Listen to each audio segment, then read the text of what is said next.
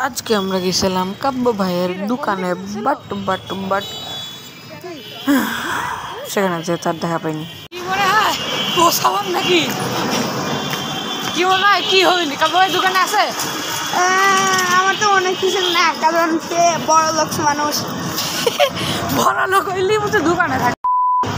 সে আসবে 12টা, সে আসবে 12টা, তা আমরা 12টার সময় দোকানে ঢুকবো, দেখা যাবে।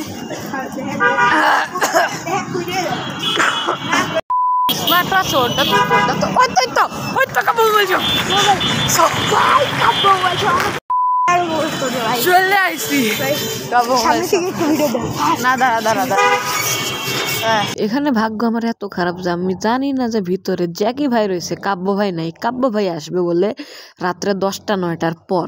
এটা কি দিলে সহ্য হয় গাইস? ভিতরে যাওয়ার পর আমাদের সাথে জ্যাকি ভাইয়ের কনভারসেশন ঠিক এরকম চলে। এখানে কাব্য ভাই কখন আসবে এখানে উপস্থিত?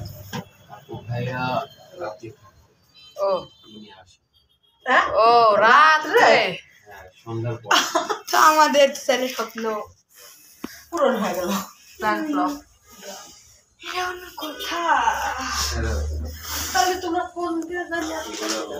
তার নাম্বারে সে ফোন ধরবি, সে মানুষটা তুই তার নাম্বার এই জায়গায় রিভিল করাই তো সবচেয়ে বড় ভুল আছে। তার জন্য লস খেয়ে গেলাম গাইস সম্পূর্ণভাবে। কেন রাত্রে ছোট্ট একটা রিকোয়েস্ট করি, তুই খালি কষ্ট করে 5 মিনিটের লেগে আয় পর ভাই। 5টা মিনিটের লেগে তুই খালি একটু আয়া পর। তোরে মাইরা আমি ঘুমামু ভাই, আমার ঘুম হয় না। তোরে মাইরা ঘুমামু, তুই একটু আয় ভাই। কিন্তু এখনো আমাদের বিনা তেলের ফুচকা ভাজা শেষ হয় নাই। আমরা এখনো চাই ভাইয়ের সাথে দেখা করতে। তারপর আমরা এই টেকনিকটা লাগাইছি। এরপরে আমি একটা লাগাই গ্রেট প্ল্যান। আমি আর আম্মুকে পাঠাই কাব্য ভাইয়ের শপে।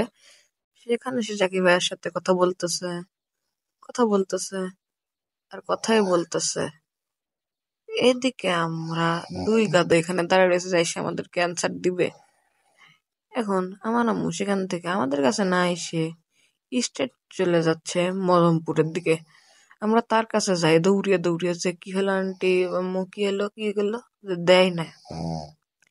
স্টেট মুখের উপর দেয় না, মানে দেয় না।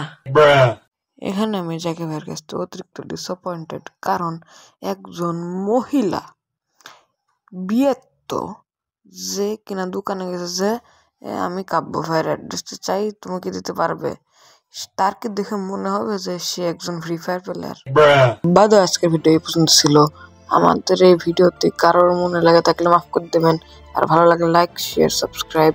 C you next time.